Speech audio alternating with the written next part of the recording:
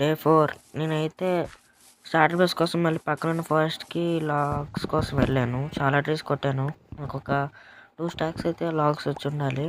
నేను ఇంకా అలా మైన్ చేస్తుండగా నా యాక్స్ అయితే పగిలిపోయే స్టేజ్‌కొచ్చింది.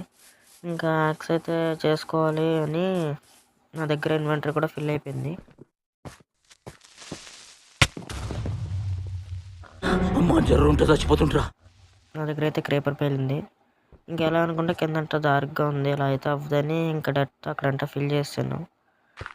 స్టార్టర్ బేస్ కట్టాక ఎలాగో పని లేదు కదా అని ఇంక వదిలేసాను. ఇంక అవ్వదని ఫిల్ చేశాను. తర్వాత నాకు హంగర్ లేదని ఫుడ్ తీసుకొని ఇంకొంచెం ఫుడ్ అయితే కుకింగ్‌కి పెట్టి హంగర్ అయితే ఫిల్ చేసుకున్నాను. హంగర్ ఫిల్ చేసుకున్నాక ఒక 2 చెస్ట్‌లు అయితే చేసుకున్నాను లార్జ్ చెస్ట్ చేయడానికి. నా దగ్గర ఉన్న ఇన్వెంటరీ అంతా ఫిల్ అయిపోయింది. తర్వాత నాకు అవసరం లేనివన్నీ పడేసాను. నా దగ్గర 3 స్టాక్స్ ఆఫ్ లాగ్స్ ఉన్నాయి. పర్లేదు.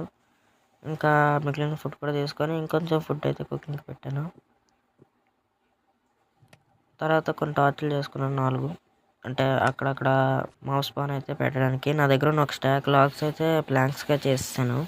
తర్వాత వాటితో కొన్ని స్టేర్స్ ఇంకా డోర్ చేసుకున్నాను. ఎందుకంటే ఇప్పుడు బేస్ కట్టడానికి వెళ్తాను. ఎందుకంటే మన దగ్గర ఉన్న వుడ్ సరిపోద్ది అనిపిస్తుంది నాకైతే. ఇంకా అలా బేస్ కట్టడానికి వెళ్ళాను. నా దగ్గర ఉన్న ప్లాంక్స్ లాగ్స్తో. తర్వాత ఫస్ట్ అయితే లాగ్స్తో పిల్లర్స్ వేయడం మొదలుపెట్టాను.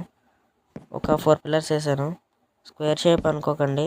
స్క్వేర్ షేప్లో ఒక 4 పిల్లర్లు అవుట్లైన్గా పెట్టుకొని 4 పిల్లర్లు వేసాను. తర్వాత అలా అప్గ్రేడ్ చేస్తాను ఇల్లుని. బాగానే కనబడుతుంది. తర్వాత అయితే వాల్స్ వేయడం మొదలుపెట్టాను. వాల్స్ అయితే మొత్తం వేసేసాను. అలా కానీ సైడ్ వాల్స్ మాత్రం విండోస్ వచ్చేలాగా చూసుకున్నాను. తర్వాత ఫ్రంట్ ఫేసింగ్ వాల్కి డోర్కి గ్యాప్ ఇచ్చి అక్కడ కూడా వాల్స్ వేసాను. ఇంకా కింద ఫ్లోరింగ్కి అయితే డర్ట్ అయితే క్లియర్ చేశాను. ఇంకా అలా చూస్తూ ఉండగా సూర్యుడు అయితే దిగిపోవడం మొదలుపెట్టాడు. అలా మళ్ళీ నేను వెళ్ళి స్లీప్ వేసాను. రేపు కూడా బిల్డింగే నాకు తెలిసి. అలా డే 4